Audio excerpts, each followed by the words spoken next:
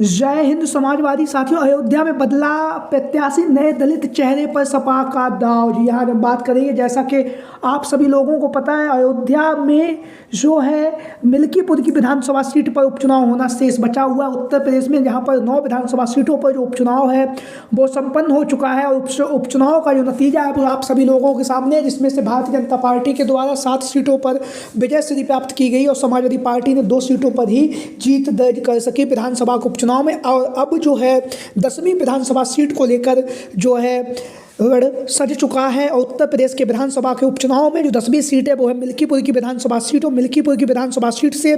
जहां पर हम आपको बताते चले, अब जो है अभी तक चुनाव आयोग के द्वारा तारीखों का ऐलान नहीं हुआ है, लेकिन मिल्कीपुर की विधानसभा सीट पर जो है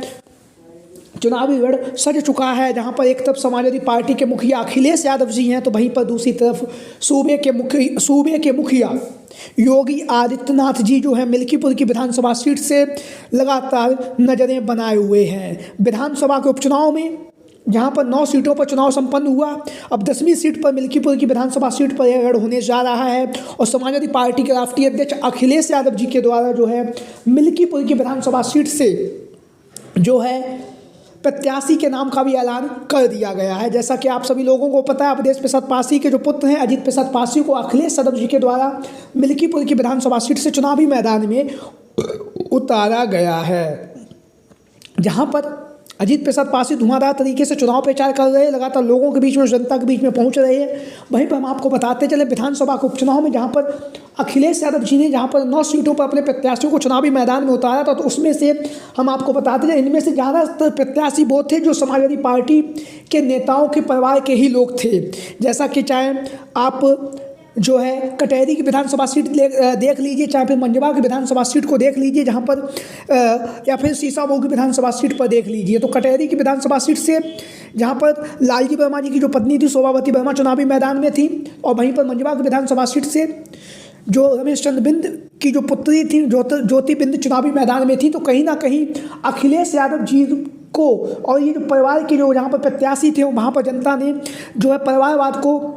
नकार दिया है। और हम आपको बताते चले कटहरी और मंजवा दोनों ही सीटों पर परिवारवाद को बढ़ावा जो है अखिलेश यादव जी ने जो टिकट दी थी उन टिकटों में साफ तौर से दिख रहा था, लेकिन जनता ने उन प्रत्याशियों को नकार दिया। तो ऐसी स्थिति में अब अखिलेश यादव जो है अपनी जो रणनीति है वो बदलने जा रहे हैं, क्योंकि मिल्कीपुर की विधानसभा सीट पर भी अवधेश प्रसाद पासी के जो पुत्र हैं अजीत प्रसाद पासी को अखिलेश यादव जी ने चुनावी मैदान में उतारा। लेकिन जिस तरह से विधानसभा उपचुनाव का जो परिणाम सामने आए, जहाँ पर परिवार की जो राजनीति है उससे जनता लगातार इतर हो रही, लगातार जनता उससे परे हो रही, तो ऐसी स्थिति में अब अखिलेश यादव जो है मिल्कीपुर की विधानसभा सीट से भी प्रत्याशी के बदलाव के बारे में सोच रहे हैं। उसका कारण ये भी है, जैसा कि आप लोगों को पता, मिल्कीपुर की जो विधानसभा सीट है सुरक्षित सीट है और ऐसी स्थिति में यहाँ से पीडीए के समाज से ही किसी अन्य नेता को अखिलेश यादव जी जो है चुनावी मैदान में उतार सकते हैं, क्योंकि विधानसभा के उपचुनाव में जो नतीजे सामने आए वो कहीं ना कहीं अखिलेश यादव जी को सोचने के लिए मजबूर भी कर दिया है। और कहीं ना कहीं अब अखिलेश यादव जी जो राजनीति है उसे अच्छे से समझ भी रहे हैं और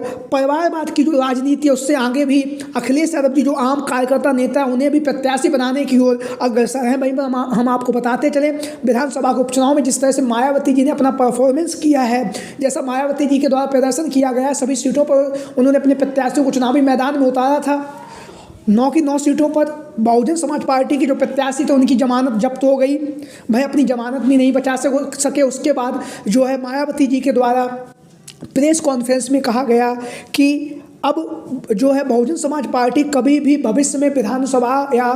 लोकसभा किसी भी तरह के उपचुनाव को नहीं लड़ेगी। उसका कारण ये भी है, मायावती जी की उत्तर प्रदेश में जो स्थिति हुई है वो कहीं ना कहीं चंद्रशेखर आज़ाद रावण ने जो है